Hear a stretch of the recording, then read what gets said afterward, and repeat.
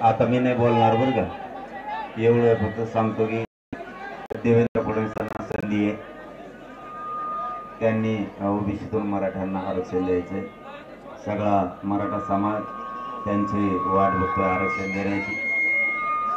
दुसरं सांगतो, त्यांच्या हाताने त्यांनी सरकार त्यांचं पाडून घेऊ नये, हे त्यांना जाहीरपणाने सांगतो। जर आरक्षण नाही दिलं, सगळ्या मागण्या जर मंजूर नाही केल्या, तर माया नावानं बोंबलत बसायचं नाही, परत ओरडायचं पण नाही की 2024 ला पाडापाडी कशामुळे झाली आहे मला विचारायचं नाही। तुम्हाला संधी माझा समाज मोठा करायचा।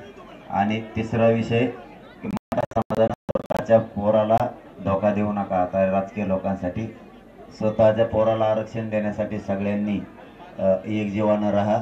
नेत्याला नेत्याच्या पोराला मोठं करायला मतदान व्हायला घालू नका, याच्यापेक्षा जास्त सांगत नाहीत।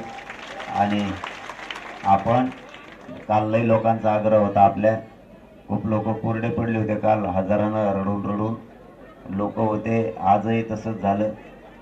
त्यामुळे आपण हे आमरण उपोषण महाराष्ट्रातल्या महिला म्हणूयात आंतरवालीतल्या सगळ्यांच्या मिळून सगळ्यांच्या आणि मठाधिपती नारायणगडाचे शिवाजी बाबाजी यांच्या साक्षीने आपण स्थगित करतो।